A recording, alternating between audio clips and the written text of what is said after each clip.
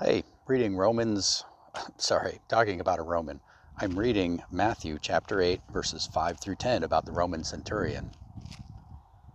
Now, when Jesus had entered Capernaum, a centurion came to him, pleading with him, saying, Lord, my servant is lying at home paralyzed, dreadfully tormented. And Jesus said to him, I will come and heal him. The centurion answered and said, Lord, I am not worthy that you should come under my roof, but only speak a word, and my servant will be healed.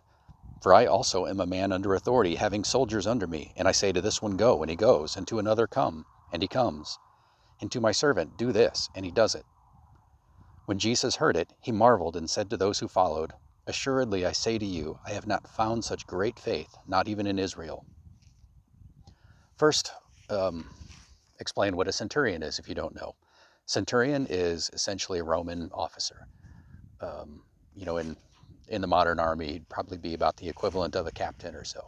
Um, well, he could be anything from a captain to like, major, lieutenant colonel, so anywhere in that range, even first lieutenant, I suppose. He would have commanded anywhere between 30 and 100 men, typically somewhere between 60 and 80. As he served and demonstrated his skills, he would have advanced in rank. He would not necessarily have been in command of more men, but he would have moved into, he would have been given command of a more prestigious unit. A century is what they called it. Sounds like it means 100, and maybe that's how the word started, but really, depending on the era, it would have been anywhere between 30 and 100 men. This, according to Luke, the same Luke's version of this story, this centurion had a very good relationship with the Jewish community. He even helped fund a synagogue, and he didn't actually go to Jesus himself. He sent a delegation from his local synagogue to ask Yeshua to heal his servant. Now, in the Jewish mind, this isn't a contradiction, because in the Jewish mind, sending an emissary is the same as going. If you send a representative of yourself to speak to someone, it is as if you went and spoke to that person. They represent you. Same idea with Yeshua's apostles when he sent them out into the world. My light's fading here. The sun is setting.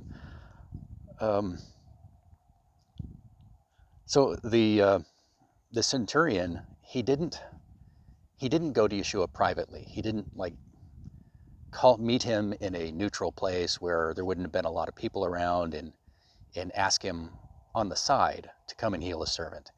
He sent a delegation of the Jews, and everybody would have known what this was about. The word would have gotten around quickly. And when, according to Luke, when Yeshua came closer to his home, he sent more people, friends, who probably weren't from the synagogue, saying, No, I'm not worthy for you to come under my roof. Just say the word and my servant will be healed. So now he has sent Jews, and he has sent friends from outside the synagogue. So now people probably on both sides of the political aisle, the Jewish people and the Romans or Greeks or whoever, they knew that he was in communication with this Jewish rabbi, this traveling teacher, in humbling himself. Centurion had a pretty high rank in society. He was respected. He had near absolute authority over his men. He could probably have abused and ordered around any of the Jews anytime he wanted. So here he is humbling himself to speak to a poor and controversial Jewish teacher. He was risking a lot. He was risking his career, his potential for advancement, maybe even his position in the army altogether, by being so friendly with the Jews and especially humbling himself before this one teacher.